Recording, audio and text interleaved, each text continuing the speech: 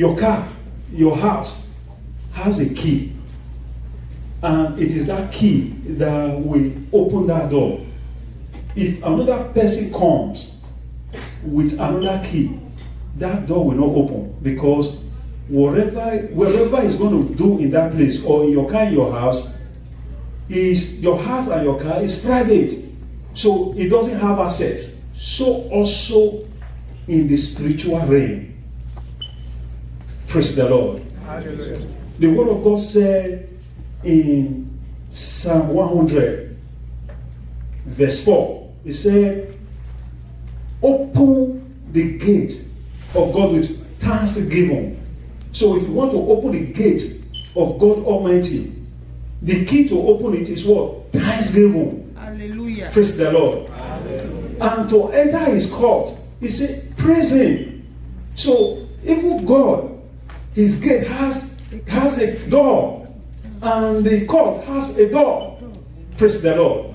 So if God, who is spiritual, has a door, then everything about our life, there is always a door. That's why they say, Lord, we pray, let this door be open for me. Let the door of favor, let the door of blessing. Amen. Truly, truly, they have door. And when it's open, believe me, it will change our life and have value. I say every door you are waiting upon God for today, and you have been waiting upon God, the door will open for you. Amen. In the mighty name of Jesus Christ. Now, I want us to quickly look at John chapter 10, verse 7. Let's see who is really the door. The Bible said, then Jesus said to them again, most assuredly, I say to you, I am the door of the sheep. Assuredly, when the word assuredly means surely, I am the door of the sheep. Who are the sheep of the Lord Jesus Christ? You and I. So he is the door. So when the Lord is the door of your life, of your prosperity, of your breakthrough, surely it will open. Praise the Lord. Hallelujah. Because the Lord Jesus Christ is God himself. The Bible said in John chapter 1 verse 4, he said, everything that was made by him and through him. Nothing that was made except through him. Praise the Lord. So whatever we need in this life, even eternal life, is through our Lord Jesus Christ. Whatever breakthrough we need is in our Lord Jesus Christ. Whatever we need in the life, both the spiritual and the physical, it is through what? Our Lord Jesus Christ. Praise the Lord. So that's why those that seek first the kingdom of God, those that seek God, the Bible said in Matthew chapter 6 verse 33, it said, seek first the kingdom of God and his righteousness, and every other thing what? Will be added. So when you seek salvation, you are seeking the Lord Jesus Christ. And when you seek the Lord Jesus Christ, what will happen? All doors will be open. I said, door will be open to you in the mighty name of Jesus Christ. Let's see what the Lord said in Revelation chapter 3 verse 8. Revelation 3 verse 8. It said, I know your works. See, I have set it before you an open what? Door. And no one can shut it. For you have a little strength. Have kept my word and have not what? Denied my name. You are here today because you have not denied Christ. Amen. The Lord Jesus knows that you have a little strength. Praise the Lord. He knows you because he is your creator. So he himself, who is the door to us, said, I have set what? An open door that no what? No man can shut. So when God opened doors, no one what? Can shut it. But there is something that I want us to know in 1 Corinthians chapter 10 verse 9. 1 Corinthians chapter 10 verse 9.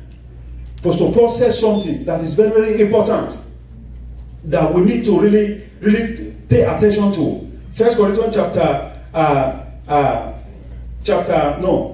16, verse 9. Yeah. 1 Corinthians chapter 16, verse 9. He said, "For a great and effective doors are open to me, and there are many words adversaries."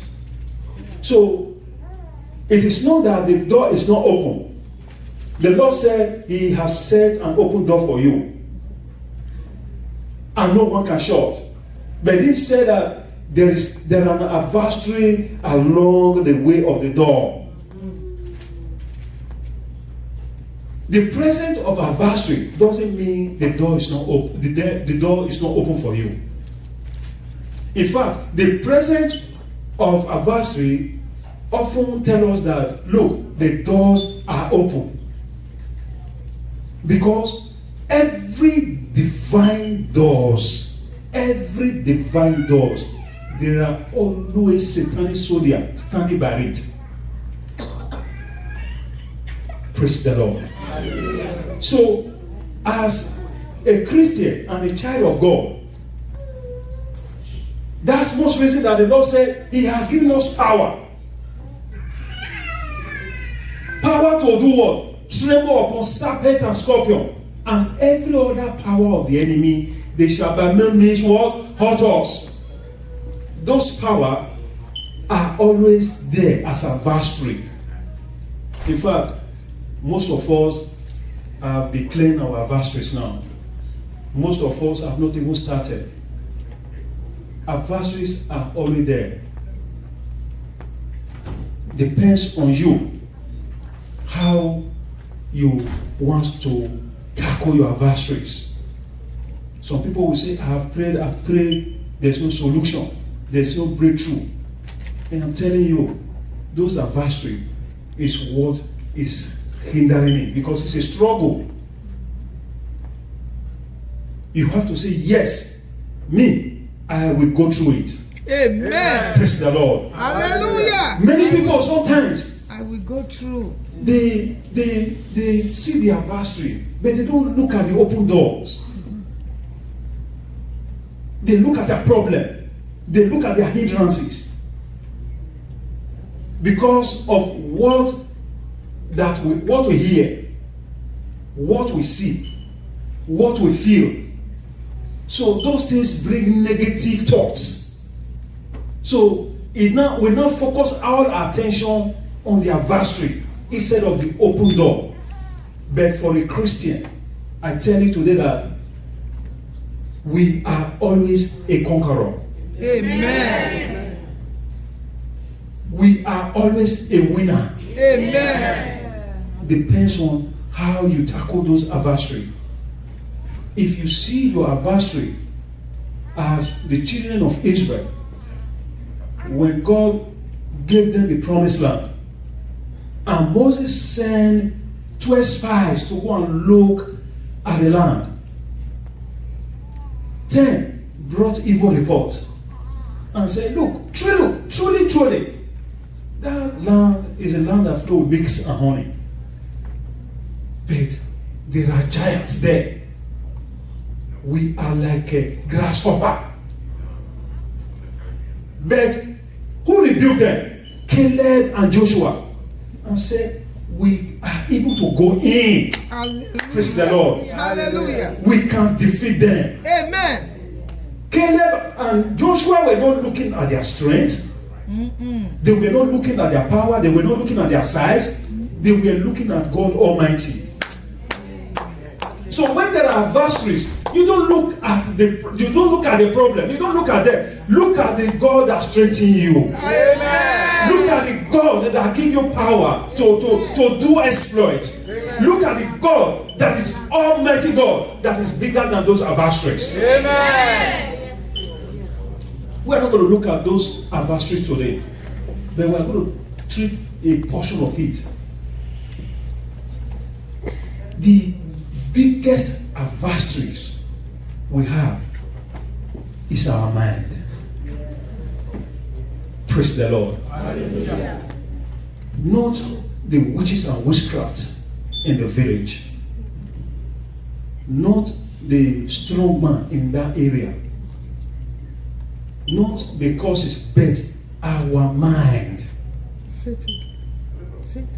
The Bible said in Proverbs chapter 23 verse 7,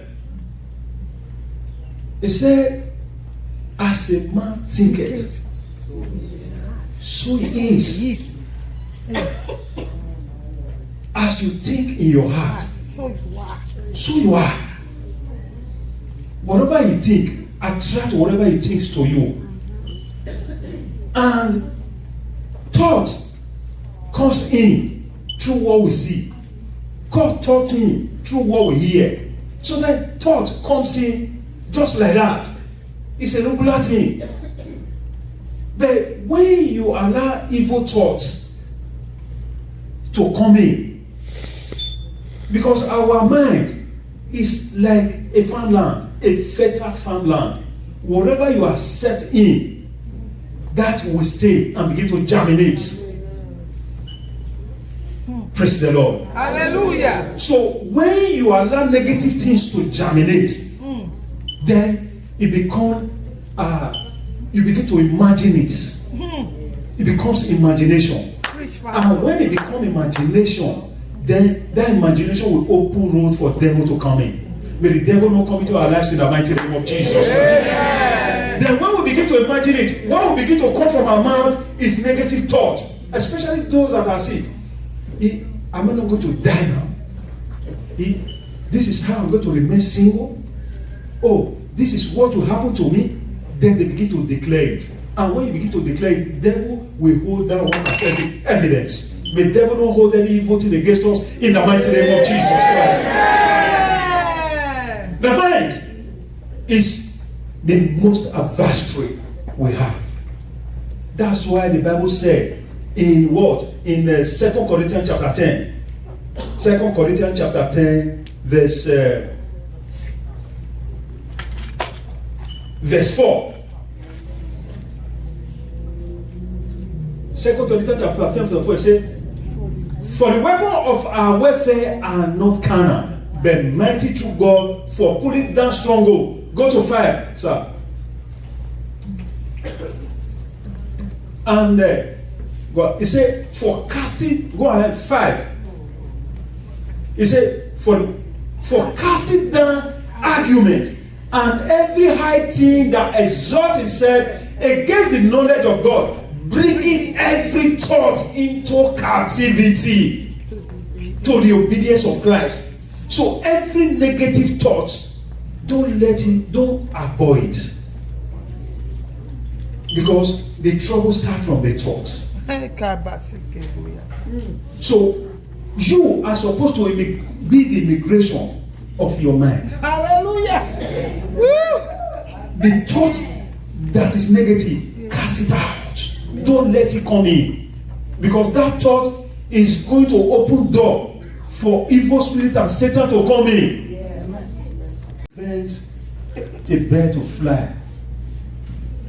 But you can, when it deficit, you can always dodge it or wipe it away.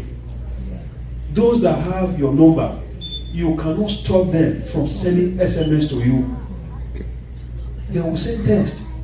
But the text that you know, that you don't like, what you do, delete it. So also, every negative thought, delete it away. Don't allow it to germinate. Because the Esau you live today will become 400 tomorrow. Praise the Lord. Hallelujah. Jacob ran from Esau. But when he was coming back, then Esau came with 400 men. So deal with it at that particular time. Amen. Renounce it. Amen. Then what other ways that we need to control our mind? The Bible said in Romans chapter 12, verse 2. What did it say? Romans chapter 12, verse 2.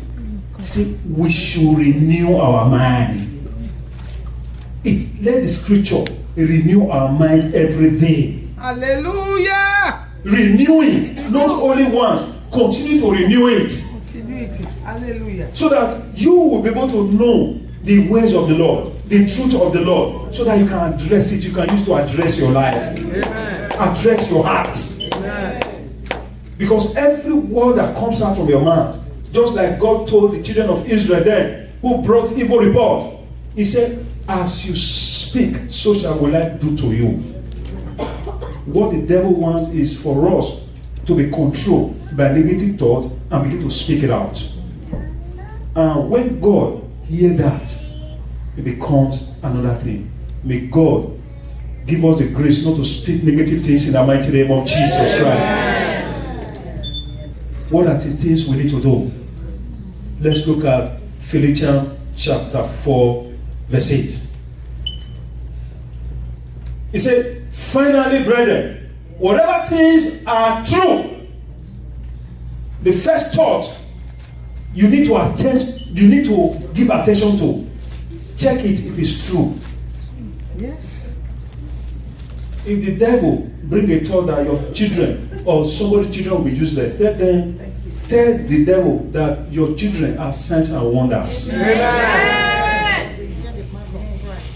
When the devil said and sent a test to you and said, look, you are going to remain single all the rest of your life, tell the devil that you have the bone of your bone and the flesh of your flesh. Amen. When the thought comes that you are going to remain barren, tell the devil that God said, I will be fruitful and multiply. Amen. When the devil said you are going to be poor, tell him that he is the Lord that gives power to make wealth. Amen. Because the word of God is the truth. Yes. Every other word is a lie. And he said, finally, brethren, whatsoever things that are true, whatsoever things that are noble, devil will never bring any noble things to you. It will never bring the thought of noble things to you. Lie. Down, fear, trouble. So he said, whatsoever things that are noble, whatsoever things that are what? Just. Whatsoever things that are pure. Impure, any thought that is not pure, don't entertain it at all. Because if you entertain it, he will start from there, the devil. Praise the Lord. Hallelujah. He said, whatsoever things that are good, every good report, that's what you will accept into your heart. Amen. I receive it. He said, if there is any virtue, if there is anything praiseworthy, anything that gives praise to God, Satan run away, evil thoughts run away, bad imagination run away. I say, whatsoever thing that praiseworthy, he said, meditate on all these things. That is the only way we can defeat and put our mind into subjection. Because when you conquer the battle of the mind, I tell you, the rest battle is nothing. As we do that, I pray that the Lord will give us the grace to conquer the battle of the mind in the mighty name of Jesus.